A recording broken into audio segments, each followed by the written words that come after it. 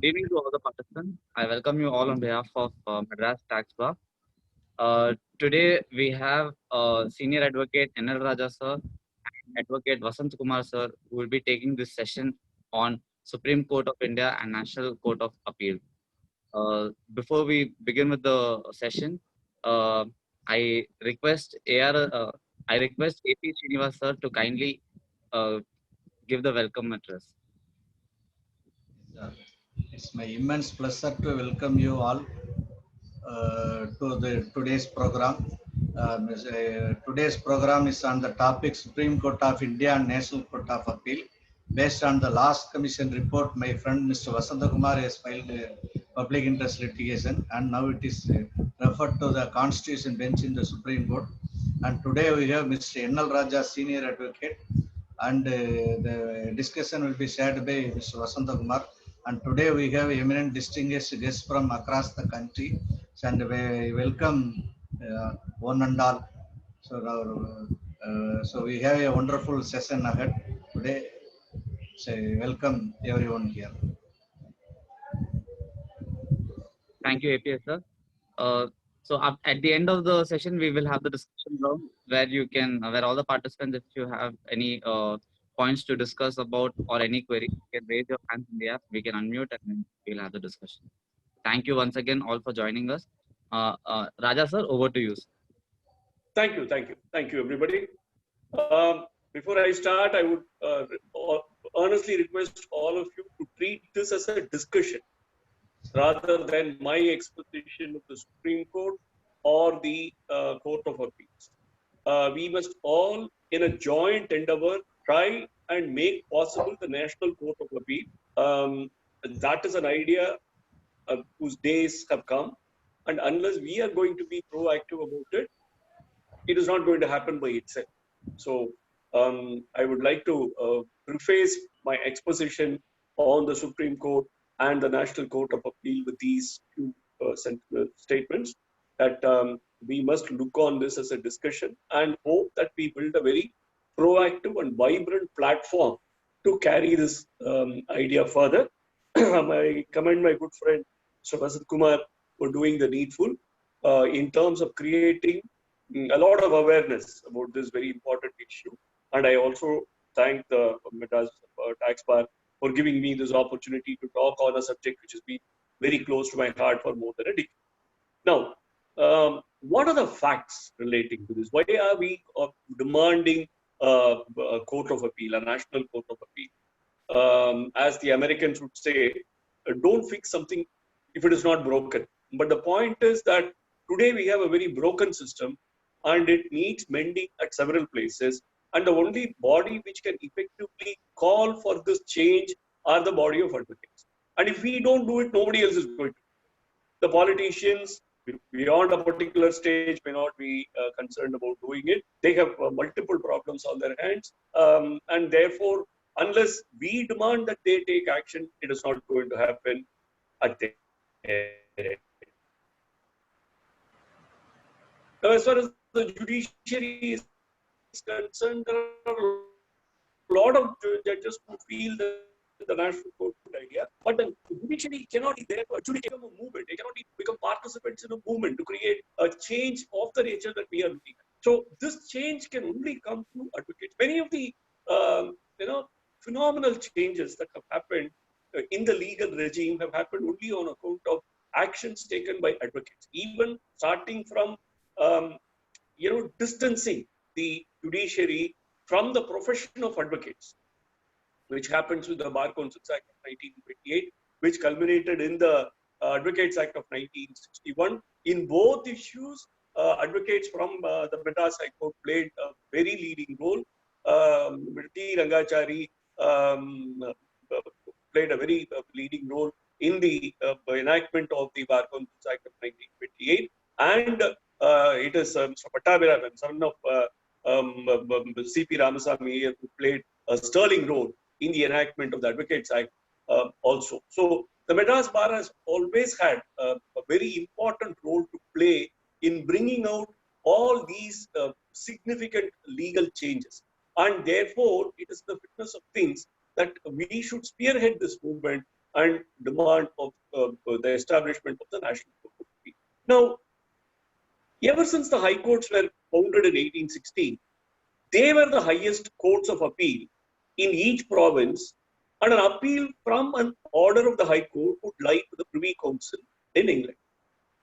The Government of India Act 1935 created a federal court. Now, the federal court had jurisdiction in respect of constitutional cases from provinces. The federal court was not a court of appeal, so to say, and it was only constituted as a constitutional court. The jurisdiction of the Privy Council was abolished by the abolition of the Privy Council Jurisdiction Act in 1949, and the appeals pending before the Privy Council as on 10th October 1949 stood transferred to the federal court. But those cases were short-lived in the federal court because the Constitution of India was adopted on 26th January 1950, which made the Supreme Court of India the highest court of appeal for the whole of India. Its jurisdiction is wider than that of any federal Supreme Court in any part of the globe. So this is how basically the Supreme Court of India evolved. And therefore, we must bear in mind that its primary purpose was to substitute the federal court. The federal court itself was only a constitutional court. Right from the time it was constituted till the time it was wound up, it heard less than about 20 to 30 cases in a year on an average. In fact, the first 2.5 years, federal court did not have any case at all. And it is only thereafter it started picking up. And if you take the average number of cases which the federal court dealt with, it was a minuscule compared to what the Supreme Court of India is dealing with today. And that was possible only because the federal court stayed within its limit as a court of constitutional jurisdiction alone, which is the model on the basis of which the Supreme Court of India was also constituted. But as we will see, as times went by, that role steadily got diminished, and today it has become a glorified court of appeal, which is a very sad state of affairs. The Supreme Court of India, let us look at the multiple jurisdictions which the Supreme Court of India exercises. The Supreme Court of India exercises jurisdiction under Article 129 that deals with original jurisdiction with regard to disputes between the center and the states and the states and the states. Then under Article 32, it is the protector of fundamental rights which have been guaranteed into the Constitution. Then under Article 132 and 134, it functions as an appellate court from civil and criminal cases. Then under Article 136, it functions as the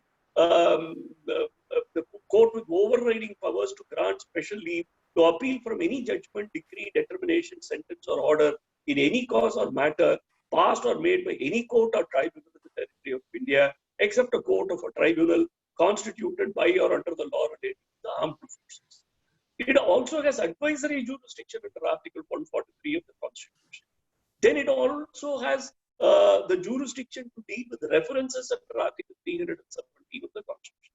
So this today has become a court with multiple jurisdictions.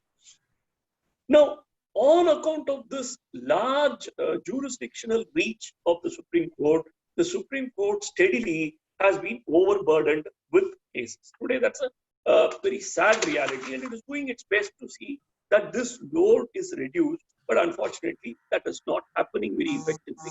The first time the Supreme Court in 1987, in the Bihar Legal Support Society versus the Chief Justice of India, commonly called the Bihar Legal Society case, held that the Supreme Court was never intended to be a regular court of appeal against orders passed by high courts, sessions, and civil courts. The court was sanctioned to deal with issues of people and their fundamental rights. Article 136 of the Constitution was to be invoked only in exceptional cases to further the cause of justice. This is what the Supreme Court said in 1987. One thing we must understand, that the power of the Supreme Court to act under Article 32 is coordinate with the power of the High Court to act under Article 226 of the Constitution of India. In no way is the power of the High Court different from the power of the Supreme Court under Article 32. This is why Chief Justices, primarily Justice Chagla and Justice Rajamannar, thought that going to the Supreme Court will actually reduce their jurisdiction.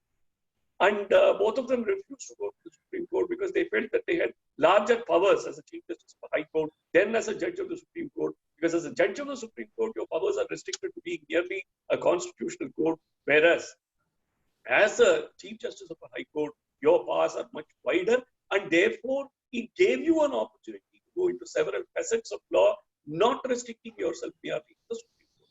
So this was the perception of the Supreme Court in the 50s and 60s. Now let's see what happened thereafter. In successive years, the number of judges rose from 7. In 1950, when the Supreme Court was constituted, there were only 7 judges. In 1950, 10 in 1956, 13 in 1960, 17 in 1977, and 25 in 1986. And now the strength of the judges, 2009, it went up to 30, and now we have about 33 judges, excluding the Chief Justice of India. Now, let us take the year 2008 alone. The total number of institutional cases from January to April in the year 2008 was 28,007. And the disposal of cases was 28,559. That is 552 cases above the institution of cases. Yet the pendency remained at 46,307. So today in India, the major problem about delivering justice and making the promise of justice possible is our huge backlog. There are some 3 crore cases pending all over the country. And therefore, the Supreme Court is no exception. And also, this has resulted, I say this very frequently, that the major difference between the system of justice dispensation under the British and our traditional systems of justice dispensation is that ours was a decentralized system. Much happened in the panchayats.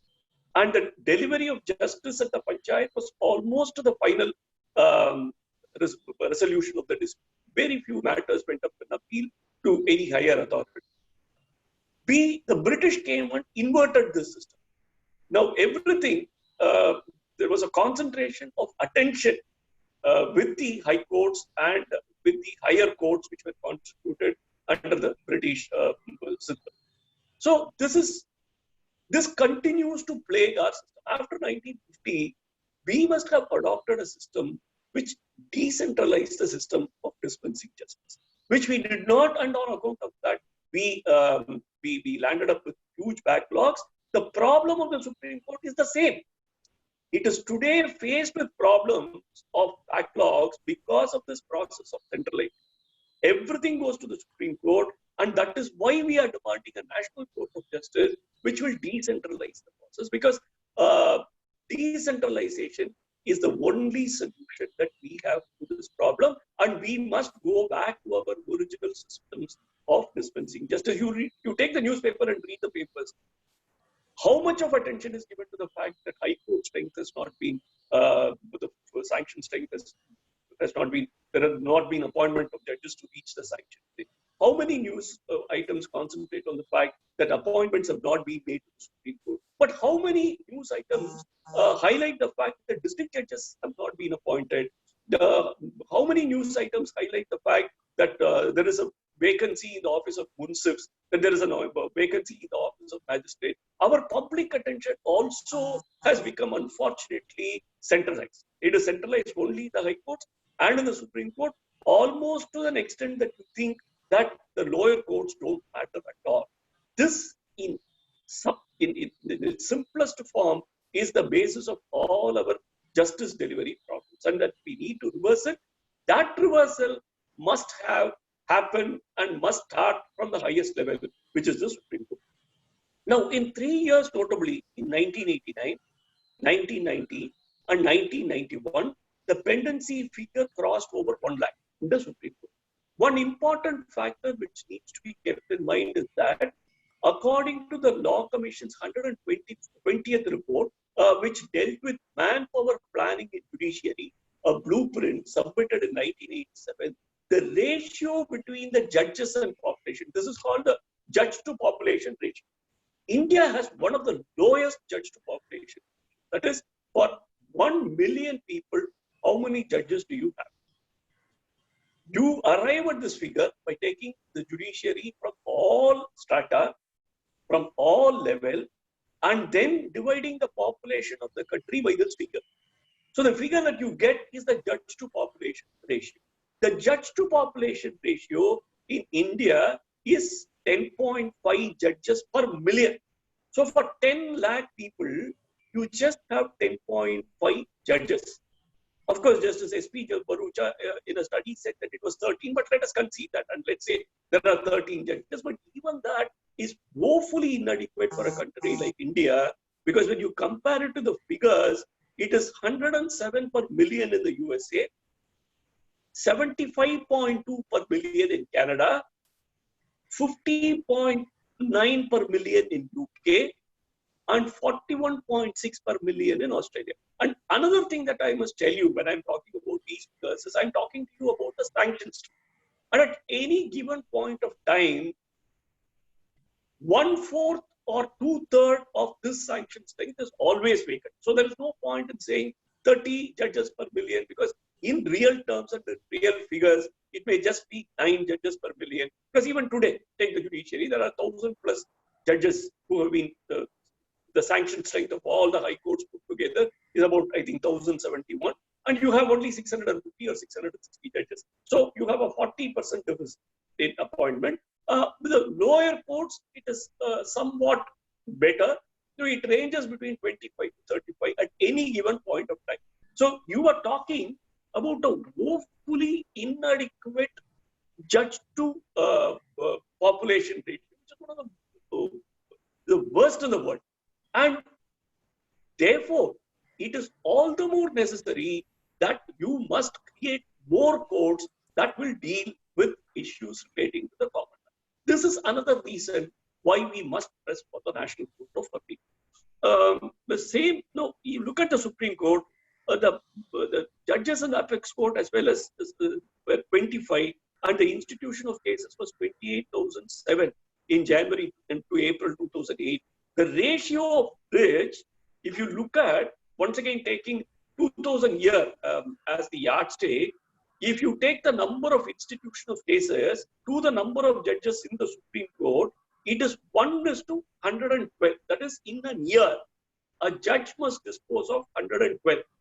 Now, that is only taking the instituted cases into account. If you take into account the backlog, each judge of the Supreme Court must decide 1,855 cases. Now, this is the figure that was in 2008.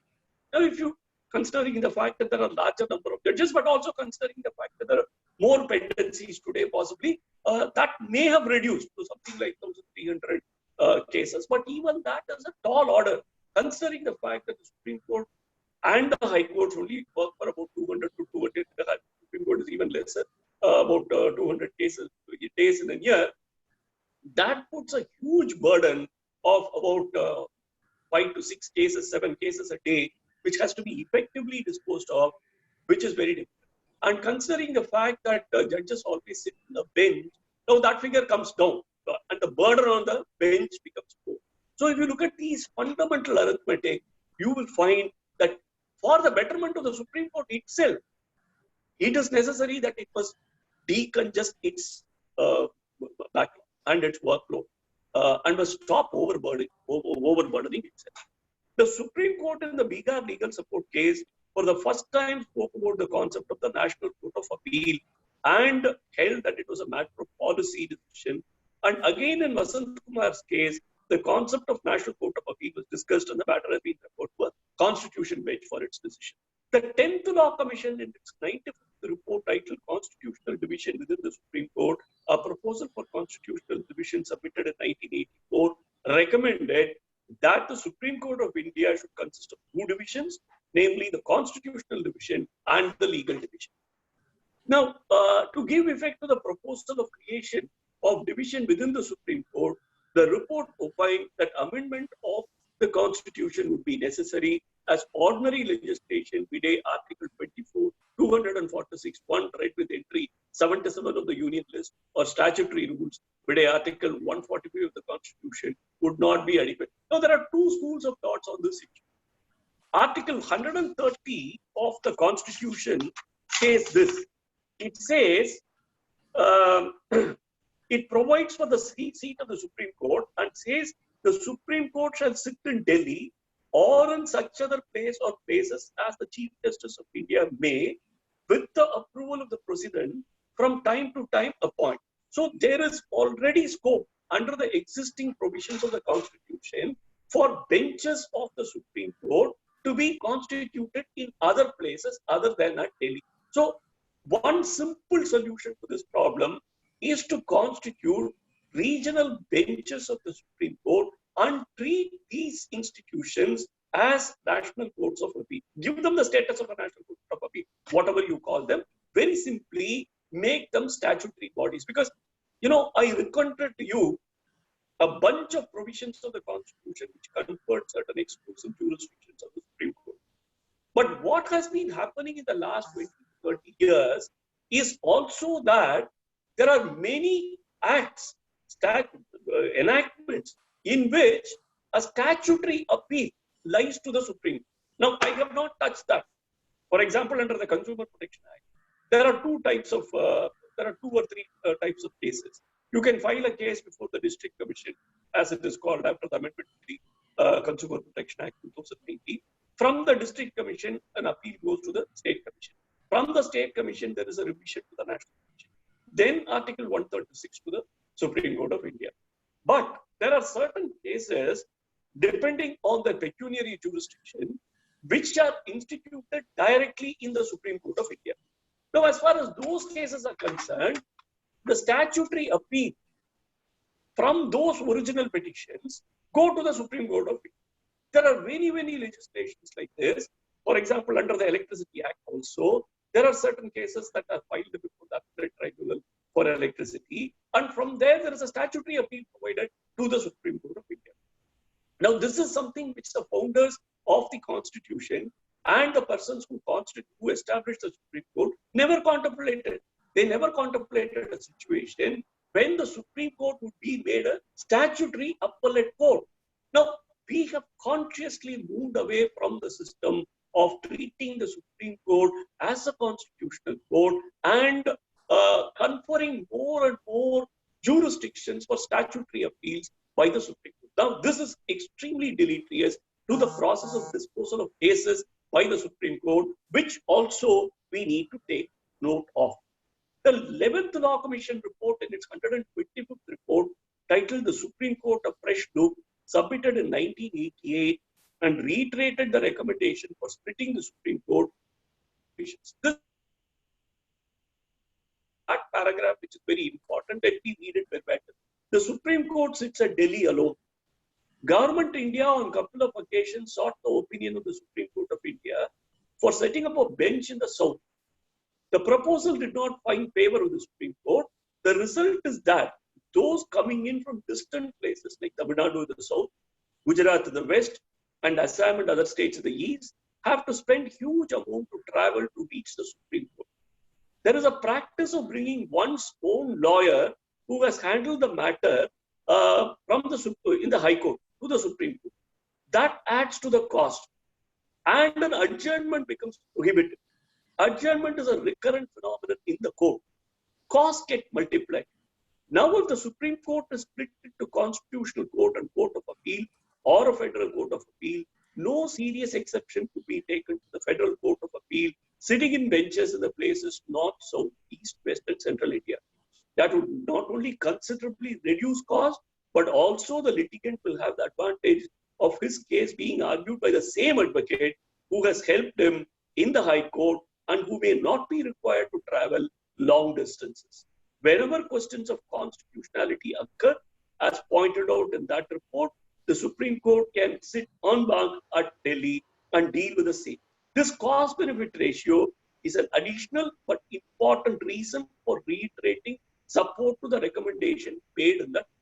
So this captures very succinctly the reasons as to why the Supreme Court must sit in benches, and those benches must act as the equivalent of the National Court of Appeal. So if you sum up and look at all the recommendations that have been made, it is this: the Bihar legal support case of 1987, the 95th report, which is of the 10th Law Commission, the 125th report of the 11th Law Commission, the Parliamentary Standing Report of 2004, the second Parliamentary Report of 2004, the 6th Parliamentary Standing Report of 2005, the 15th Parliamentary Report of 2006, the 20th Parliamentary Standing Report of 2007, the 26th Parliamentary Standing Report of 2008, the 229th Law Commission of India report, and the recent impetus given to Vasanthakumar's case in 2016, where in this judgment, which of course merely referred the matter to a larger constitutional bench, the Supreme Court completely summed up this position and said various responsible, high-ranking authorities have uniformly recommended the establishment of the Court of Appeals, and that we need to take a serious look at it. But unfortunately, this has not happened, and my fear is that this will never happen unless the bar associations of the South get together and give a very serious impetus to the idea. I will stop with, after talking about two more important facets. A report by the Hindu in 2014 states that only 7% were constitutional matters which were handled by the judgments which rolled out of the Supreme Court in 2014. Only 7% of them were constitutional matters. There is an excellent study done by in Harvard University. If you look at the pendency of cases in the Supreme Court, 12% is from Delhi. Against most orders of adjournment, they'll go to the Supreme Court. So 12% of all the cases in the Supreme Court are from Delhi, because just 2 kilometers away. Unlike us, where we have to travel hundreds of kilometers or even 1,000 kilometers, for Delhi bar, it is only 2 kilometers, so they will go to the Supreme Court at the drop of a hat. Then 8.9% from Punjab and Haryana, 7% from Uttar Pradesh, 4.3% from Himachal Pradesh. Now let us come to the southern states. Kerala, the number of cases pending from Kerala is 2.5%. Andhra, 2.8%. Karnataka, 2.2%. And the most abysmal statistics from Tamil Nadu, the number of cases pending in the Supreme Court is a paltry 1.1%. Therefore, this is something that is causing serious damage to our legal profession. It is only when more and more cases from Tamil Nadu are pending in the Supreme Court would advocates from the Madras High Court, which is one of the most glorious high courts in the country, and paradoxically, the committee that was set up to suggest the legal framework for establishment of the Supreme Court, out of the 5 persons who were part of the committee, 2 were from Tamil Nadu, Madras High Court. So it is our High Court which in a large measure was responsible for even establishment of the Supreme Court. And if you look at the first few cases that rolled out of the Supreme Court and laid down some very important law relating to constitutional matters, those were all Champak N.L.Rajah, Ramesh Thapar, Vijay Rao. You take all these cases, these were all cases from the Madras High Court, and it is advocates from Madras High Court who had guided the Supreme Court in laying down the correct constitutional law in respect of most of these matters. It is sad that if we keep quiet and do nothing about it, in course of time, advocates from Madras will become a forgotten entity in the Supreme Court, and more importantly, forget us, the litigants who have a problem, right? The reach of the litigants to justice will get in the first phase diminished and in the second phase extinguished. So we as members of the bar and representatives of the interest of the public have a legal duty to see that this court of appeal is created so that justice is delivered to the people, and the geographic proximity to the place of justice is also an aspect of proximity to effective justice. And therefore, it is important that we must all gather in one force, ensure that we form some sort of a collective body representing the interests of advocates and litigants of South India, which will press for this national. I'm very glad that Vasanthakumar is taking all these proactive measures, but I think we should all lend support to him and try and see that this becomes a reality. Thank you. Thank you. I will join in the discussions after Vasanthakumar compliments what I have to say. Thank you, Raja sir. Vasanthakumar sir, over to you. Yeah, thank you very much for the Madras Tax Bar for organizing these webinars. And I am very much grateful to Mr. Rajah sir, Senior Advocate, for having consented to a joint session. And he has taken a holistic approach of the issue, the necessity for establishment of National Court of Appeal. Now, my endeavor is to only to encapsulate what is the necessity for establishment of National Court of Appeal. For that, I have prepared 5 slides wherein I would like to compress all my thoughts in that 5 slides for establishment of National Court of Appeal, and already the materials available in the public domain. May I request the host to kindly share the first slide. The first slide deals with the constitutional structure of the Supreme Court. As said by Raja sir, the Supreme Court is exercising all type of appellate jurisdiction. By virtue of the 44th Amendment of the Constitution, Article 134 capital A was inserted. The object is that since Supreme Court is being flooded of many various SLPs, frivolous SLPs, it was thought by the Parliament to restrict all the SLPs at the High Court level. So that is why that article was inserted in the Constitution and put a rider to the litigants. Unless there is a question of law is involved or interpretation of the Constitution, the High Court will have to give certificate. Only after certificate only the litigants can approach the Supreme Court. If certificate is refused, obviously 136 also is there. Therefore, the Parliament already put its rider to restore the stature of the Supreme Court. So the Article 134 capital A gives the powers to the High Court to grant certificate. Unfortunately, this is not in practice. Even though the certificate is being refused, the litigants are straightaway approaching the Supreme Court. And if you see on Monday or Friday, if you go to Supreme Court, there is no place to stay at all. Therefore, this 134 capital A is being not used properly. Next slide.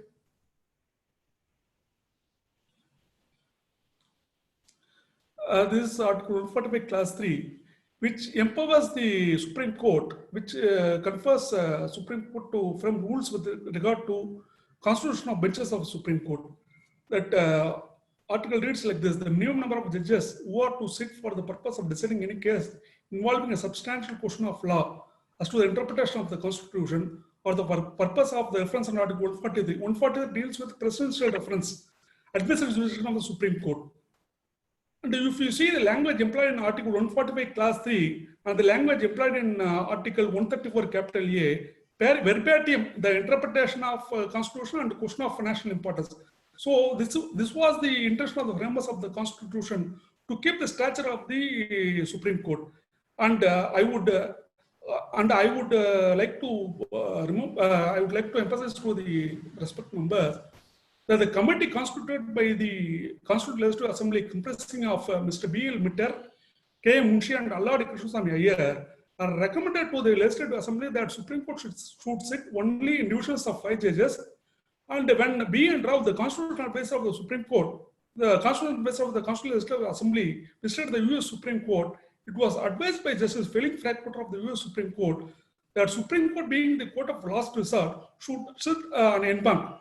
So that is the full court. See, unless there is a highest question of constitutional importance arises, the Supreme Court should not entertain all these frivolous appeals, thereby clogging itself by being dispensing justice. Next slide, Prithvi. So what is the way forward? See, this concept of National Court of Appeal as emanated from the Supreme Court itself.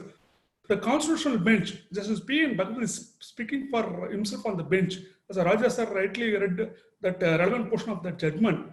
The facts of that case is that two industrialists from Bihar were accused of some charges. They were remanded to the custody. They filed a bail application in the magistrate court. It was dismissed in the morning.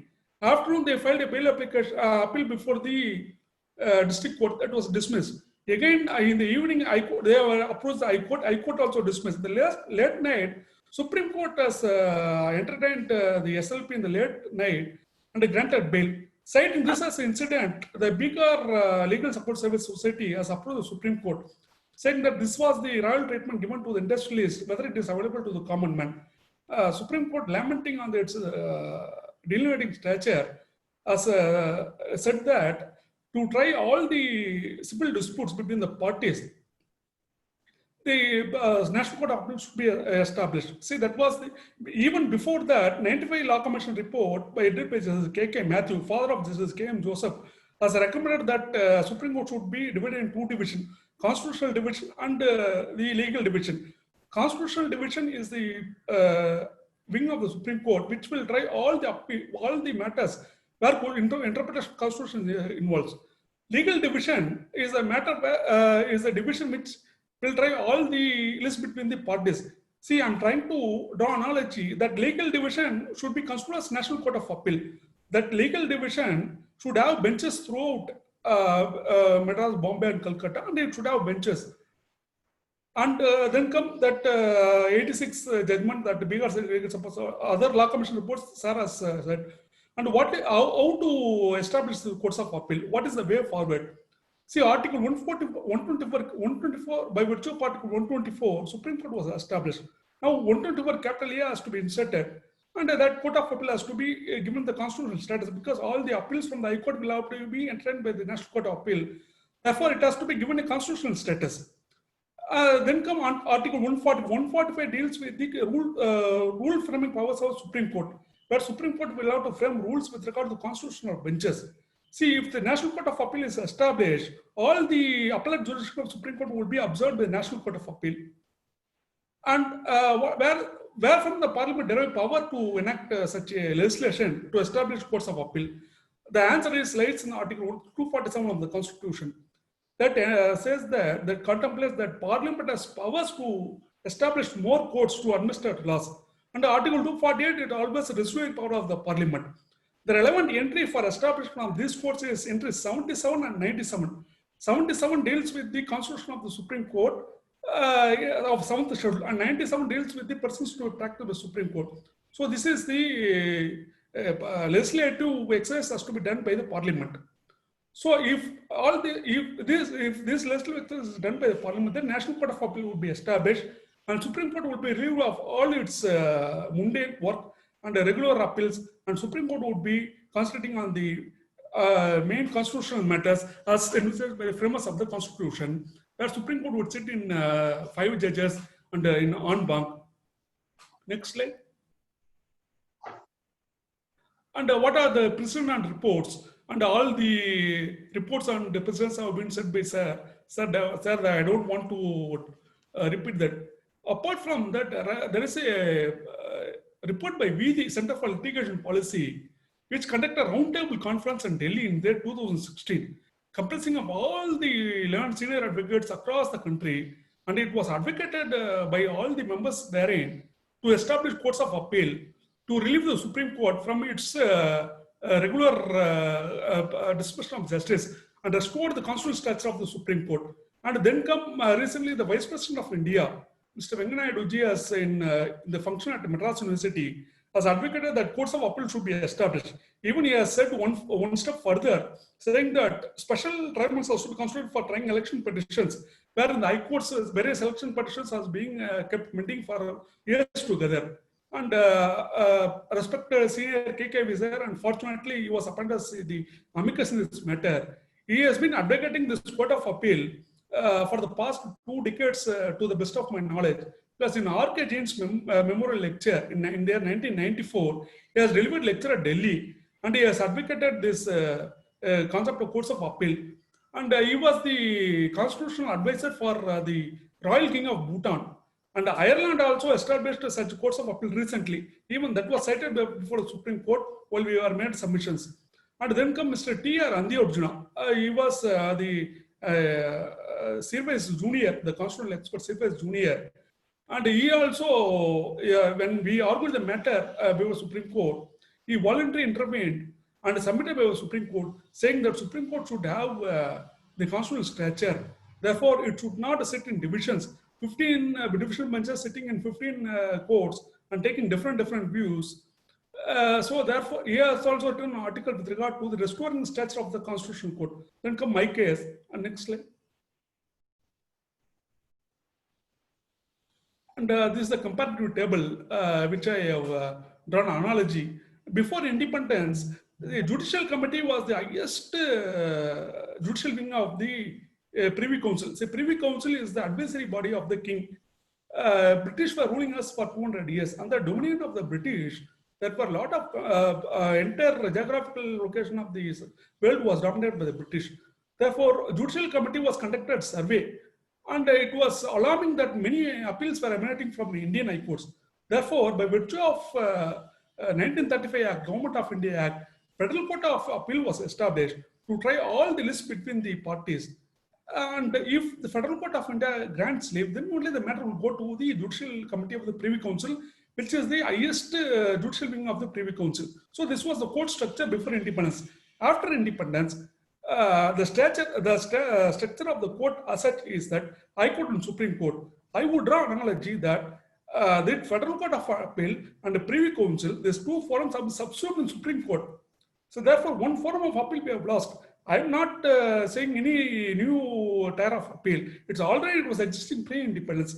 Now, before going to approaching Supreme Court, whatever the language employed in Article 134 capital A, saying the High Court should grant certificate to file SLP before Supreme Court, that has to be substituted that Supreme Court can entertain all the appeals, provided the National Court of Appeal gives a certificate saying that the matter involves constitutional importance and question of national importance and interpretation of the Constitution.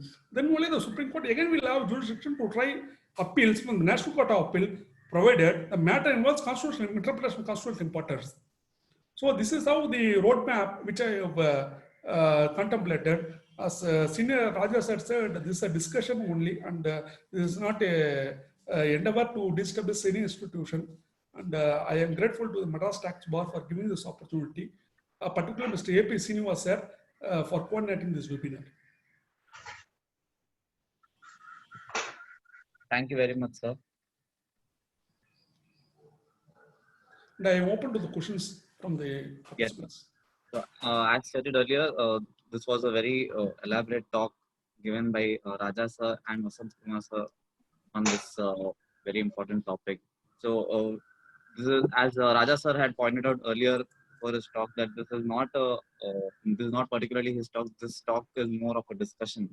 So, if any of the participants have any points to supplement, you can please come forward and do so. I request you to kindly raise your hand in the air or put in the message in the chat box. First, Jayakumar sir, V.S. Jayakumar sir. Rajah, both you and Vasant did a good job. You remember the 1970s, we used to have something called SCP, Special Civil Petition of the Madras High Court. Only when that leave is granted, we used to go to Supreme Court. Of course, SLP, apart from SLP, SCP was there. I don't know why that practice was discontinued. What Vasant said was in the 134A article, this could be revived. That is one way of looking at it. From what both of you say, supposing you classify the present position into three categories. One, constitutional matters, as you say.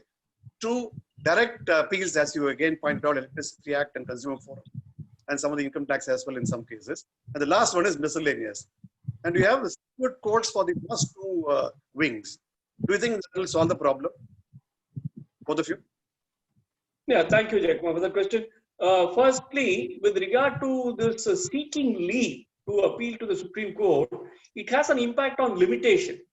If you seek leave and the leave is refused, your limitation gets curtailed.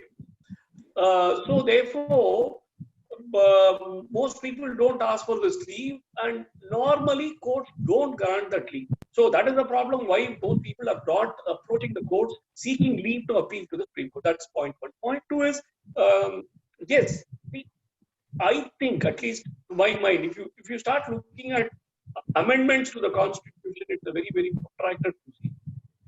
Right? You have to get so many states to agree. You have to get that number of votes in Parliament for that to go through. You have to set up a special committee to even draft the law. Then you have to find the money to support the establishment of these various courts that you constitute. So this is a very, very protracted process. It's not going to happen today or tomorrow. What can very simply happen is Article 133, 130 already vest the Supreme Court with the power to sit in places other than in Delhi. The way that I would look at it is that it very simply means that you set up national court, you set up Supreme Court benches in 4 or 5 different places in India, and those places can act as courts of appeal. And as judges in these courts, any person who is appointed to the Supreme Court, the first point of entry must be in these courts of appeal. As he grows in seniority, he is then taken to Delhi and he then sits only in the constitutional bench. This will ensure that the Supreme Court always sits only as a constitutional bench, and it has the advantage of the rich experience of those who have traveled from the courts of appeal to the Supreme Court. This will also mean that judges who possibly may not be in the Supreme Court for more than 3 years or 4 years do not get an opportunity to be a part of the constitutional bench of the Supreme Court. But these are problems that need to be addressed. But the enormous advantage that can go from this situation is that you create an authority which appeals can go, not only in terms of Article 136, but also in terms of statutory appeals, which are being provided to the Supreme Court, which to my mind is not the way to go, but unfortunately the government seems to be doing it every day. So these are appeals that go to the Supreme Court. These can be dealt with by the 4 benches of the Supreme Court established in these 4 different regions. What I am suggesting does not involve any legislative change. It does not involve any constitutional amendment. Yes, it involves the cost of setting up division benches and providing for these facilities, but that is insignificant compared to the benefits that it can reap. One problem that may arise is what happens if 2 different benches of the Supreme Court pass different judgments with respect to a same statutory appeal that goes there. This is a problem that is prevailing even today before the Supreme Court. So this is not new, and therefore, if you have these conflicting judgments with the advancement of technology, it is going to be possible to deal with all these. Because if you are going to be able to completely digitize all court records as they roll out of court, I'm not talking about digitizing them 10 years, 15 years down the line. As they roll out of courts, if you start digitizing the records, and if you're going to provide a facility by which a judge sitting today to write a judgment knows what judgment was delivered yesterday, and he is then conscious of the fact that he should not depart, and if he departs, he may choose to send it to a larger bench in New Delhi. Same for these exceptional cases, you have a host of benefits that can arise from this arrangement of simply constituting benches of the Supreme Court in 4 or 5 different places. But that will happen only if advocates press for it and we start a movement to make it happen. Because this involves enormous interaction with the Supreme Court, like what the Bar Association, the southern parts of Tamil Nadu did for establishment of the Madurai bench of the Madras. Right, that is the battle that took nearly 20 years, and but the advocates were consistent. The advocates were persistent. They ensured that the bench at Madurai was formed, notwithstanding a huge number of protests from the advocates of the Madras. Likewise, if we keep going after it, it is a possibility. But if we are going to do nothing about it, nothing will happen. So to supplement Raja sir, I would say that to Jayakumar sir, when the discussion came in the Assembly, Constitutional Assembly with regard to the center constitution of the Supreme Court, there is no discussion in the Assembly with regard to the capital. Delhi has to be capital. The only place where Delhi found place Article 130. Nowhere else in the constitution Delhi should be the capital. So it was Jaspal Rai Kapoor, a member from the United Provinces, raised a question to Ambedkar saying that so long as the Supreme Court sits in Delhi, is there any possibility of having circuit benches? Ambedkar replied saying that it should be a bench of the Supreme Court. And it was left to the wisdom of the Chief Justice and the Parliament President of India to decide. And one more aspect is that if you take the Jewish stationery, Nagpur is the central part of India, where 1,000 kilometers equidistance from all the metropolitan cities. But Chennai, Bombay, Calcutta, and Delhi, 1,000 kilometers equidistance. Therefore, it was contemplated in the Legislative Assembly. There is always a thorough process to establish a bench, and such bench should be equalized to National Court of Appeal.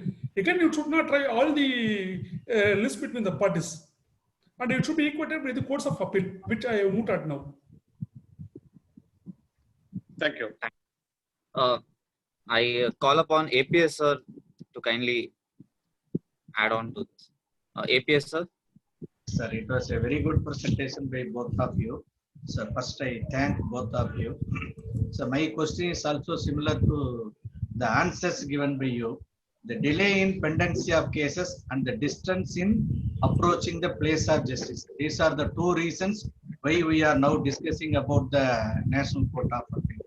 So first, the number of judges to be increased to solve the problem, whether during this the current hierarchy of courts or in the proposed hierarchy of courts.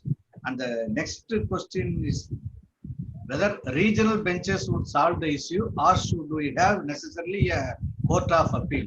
Because already there is a provision in the constitution to have a benches of the Supreme Court as the desires. So I think why not we have the regional benches? Why we have to move for the National Court of Appeal?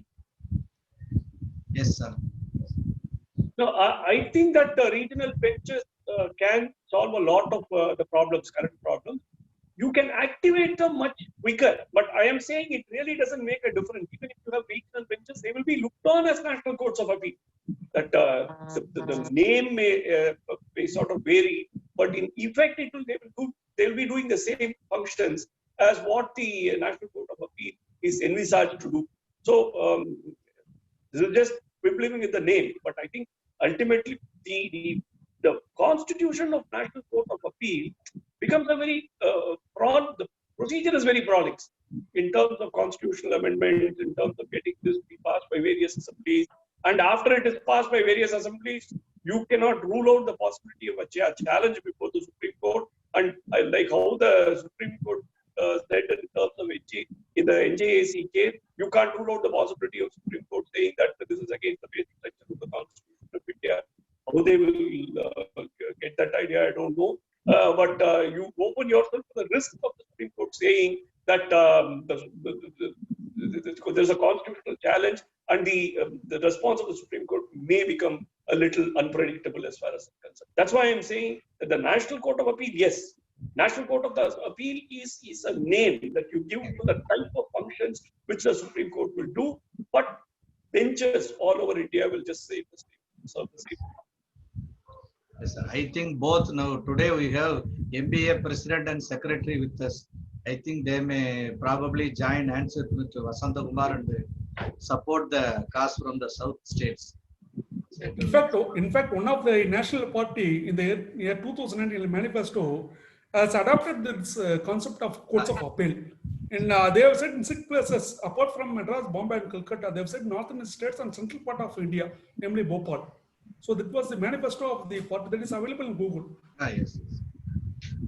I would also request the Madras Bar Association, yes, one of the premier institutions in India and representative of the interest of the bar, that they form a federation with the bar of Kerala, with the bar of Karnataka, Telangana, Andhra, and get together and form Puducherry and all union territories just south of the Vindhyas, and form a very, very strong body which will have a one-point agenda that we will constantly keep knocking at the doors of authorities to ensure that this happens, either in the formation of benches of the Supreme Court in various parts of the country or by formation of the National Court. But this must happen, and unless we have an association which has a single point agenda to attack this vehemently, this will just not happen. Nobody else will be interested. And Madras is always a pioneer in all the issues. Like NCLT case, Madras Bar has filed a case where appointed judicial members. And therefore, this also is emanated from Madras. And I believe that the association will support this case for establishment of this courts of appeal. Thank you. On this, I would request Mr. A.R.L. Sundaresan sir to kindly share his thoughts. If he has joined us today in this meet, so we would like. Sir, Unmute. Unmute, sir. Sir, Prithvi, unmute. I had unmuted him. 1 minute. Sir, Good evening, all. good evening. good evening, sir.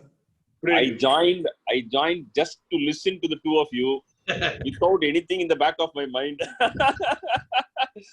We have not About put something in the back of your mind. About We carrying have it not put forward. something in the Now, back of your mind to be pondered. yes, but now just as Senior Raja sir said, I think that it is high time that the Southern Bar Associations join together and take a concerted effort and emphasize that it is too much for so many years to say that everybody from the South, East and West should go to Supreme Court for filing their appeals, even on factual matters, even on other matters. And therefore, it is high time that a National Court of Appeal is formed, or at least, as A.P. Srinivas said, let there be regional benches of the Supreme Court on a permanent basis, not circuit benches like that.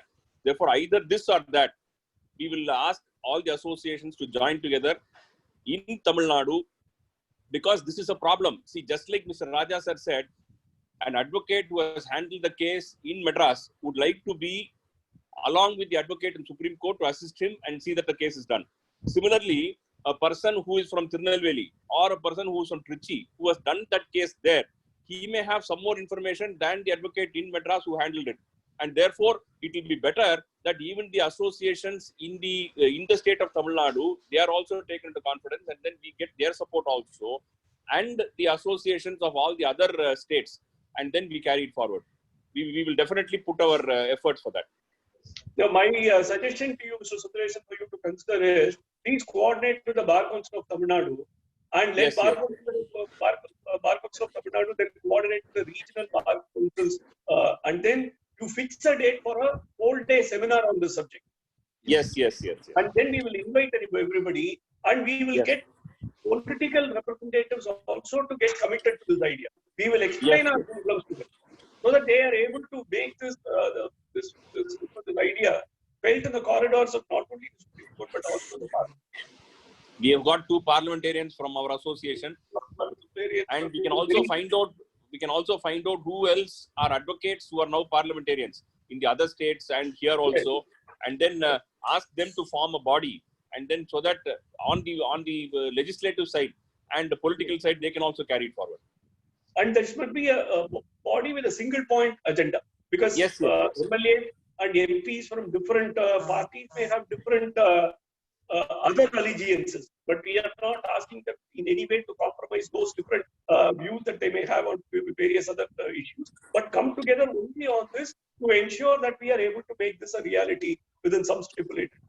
Yes. We'll start off with Bar Council of Tamil Nadu. And a report Thank by sir, Sundaresan sir, 1 minute, sir. And a report by Justice A. Lakshman was very helpful during my submission to a Supreme Court. 229 the report, which I laid in my hands. Okay. Thank you. Thank you, sir. Thank you, Thank you Prithvi very and much. Srinivas. Thank you. Yes, sir. Thank you, sir. Thank you, sir, for your thoughts. Next, I see a question from Mr. Yogesh Khanna. I will just unmute him. Sir, one Sir, question to Raja sir. Yogesh Khanna, Yes, இவனுக்கு எதிரா ஏதாவது பேசினா அடி விழுவோம். Sir, you are always welcome, sir. Just one question to N.L.Rajah, sir. Sir, since now the technology has been developed in Supreme Court, each and everything is being done digitally. Do you think that this is really necessary? What I agree that there should be enough judges to take care of the cases. But what about today's technology, sir? We are sitting at home, sir. We are doing each and everything, filing cases, arguing cases, conference, everything we are doing. So I'm just asking this question due to this situation only. My answer to that is this technology bit appears to be some stopgap arrangement. I don't know what the situation is going to be after we are free from the fear of COVID-19. We don't know what the ground reality is going to be. If we continue with the same the manner that we have been functioning, it's all very good.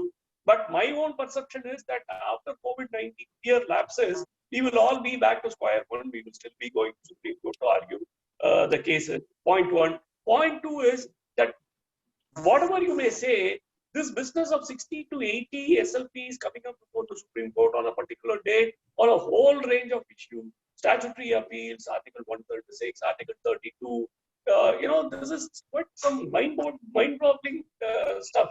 And I don't know how a human mind can comprehend such complicated issues and still be able to decide fairly and equably.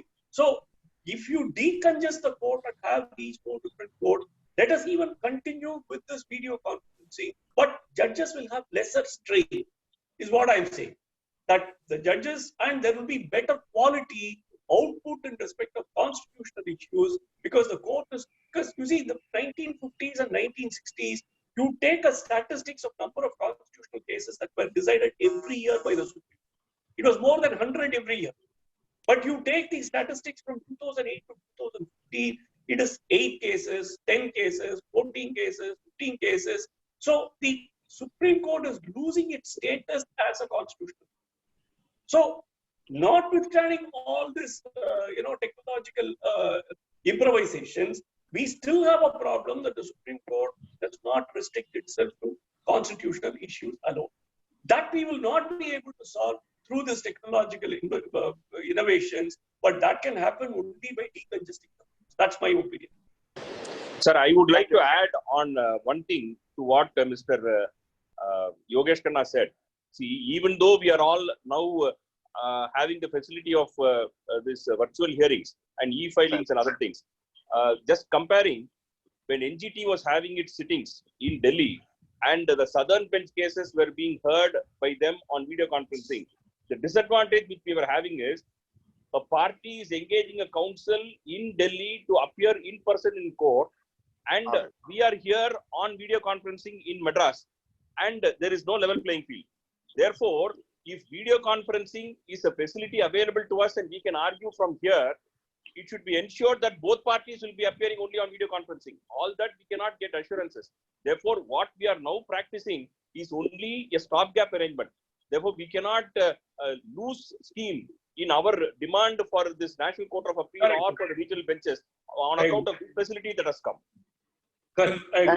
To supplement respect senior's view, I would say that E-Committee Chairman of the Chandrachud said that the video conference facility is only a stopgap arrangement that will not give a complete go by to the open court hearing. And moreover, this video conference facility cannot be implemented unless there is a robust infrastructure to all the advocates and stakeholders. And in any event, this cannot be bypass the open court hearing. And this is my view. Thank you, sir. Thank you very much out, so I just addressed it. Thank you very much, sir. Thank you. Thank you, sir. Next, I think we have covered a good discussion on this topic. And to sum up, I would request N.L.Rajah sir to kindly give the closing remarks and his view on this talk, and we can end this meeting after that. So N.L.Rajah sir, over to you. Thank you, Prithvi. It was a very enlightening session by Senior Mr. Rajah and the pioneer in the field, Mr. Vasanthakumar, our own son of the soil. And it is very glad to know the entire background of the issue has been explained to everybody so that we understand the seriousness of the issue. One option which we could have chosen was to keep the Supreme Court only as a constitutional court, not at all an appellate court. Keep the Supreme Court only as a appellate constitutional court. But for various reasons, we have discarded that option, which is all the more necessary because in a country like India, which has got so vast differences in region, so many high courts, to attain uniformity in decisions, we should have a single appellate court. We cannot rule out the importance of having a single appellate court at the national level. So Supreme Court in our country cannot be solely a constitutional court. Necessarily, it has to be an appellate court also. There is no second opinion on that. And the second reason for that is the legal awareness of the people. Over a period of time, the legal awareness of the people has increased to a great extent. And even in a small village on the southern part of the country, a small land dispute, the parties will be heard saying that even if I go up to Supreme Court level, I will see to it. So that is the level of legal awareness which has come to our country, and we cannot curtail the rights of the citizens only up to High Court your appeals will be heard. No, it should not be. So that is all the more reason to have the Supreme Court as a national court of appeal also, as an appellate appeal also. At the same time, when Mr. Rajah was giving the statistics, it was so pathetic that people from the southern part of the country are not able to reach to the Supreme Court in the same measure in which the people from north, they are able to do it because of the proximity. Proximity is the only reason. So that should not be the reason to deny justice is a very, very, very valid point made out by Mr. Senior. At the same time, even I was having a doubt while hearing that if we set up some 4 or 5 benches of national courts of appeal, again the problem of having different decisions by different benches that may affect the justice delivery system, and it will defeat the whole process. And that was also ably answered by Mr. Rajah, saying that, as he rightly said, we never faced the problem of the Madurai bench of the High Court taking a different view from the Chennai bench. So like that, if an uniformity is achieved or with the proper coordination of the judges sitting in different benches, that problem can also be overcome. So with all this, it was an eye-opening session, and rightly so. We have also discussed the ways and means of how carrying it forward further. We also had, fortunately, the President and Secretary of MBA today, and they have also assured to bring more cooperation among the southern states. So definitely it may be a long drawn-out battle. We may not be able to see the solution in 1 year or 2 years, but in right earnestness, we have started it.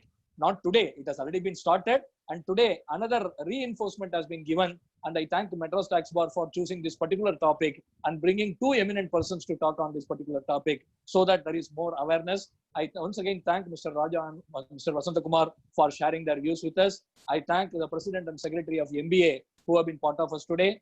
There are a lot of other advocates who have joined from many other bar associations. In fact, one of the advocates on record of the Supreme Court has also put something on the chat box. So I thank all the members, all the advocate fraternity who have attended this particular meeting from throughout the country, and our own MTB members who have attended. So I thank you all, and over to you, Prithvi. Thank you. Thank you very much, Natarajan sir. And thanks once again to our speakers for today, Raja sir and Vasanthakumar sir, for this wonderful topic. And I thank ARL sir for also supplementing on this topic, and Yogesh sir for his questions, and every other, and APS sir for putting up his thoughts also. Thank you, Natarajan sir, for summing up it really Thank well. you very much. Thank you very much. Thank you very much. It's a pleasure. Thank you. And this session will be put up in our YouTube channel. We will be sharing the link once it is uploaded. So thank you all the participants for joining us. Please take care of yourselves and stay safe. Thank you.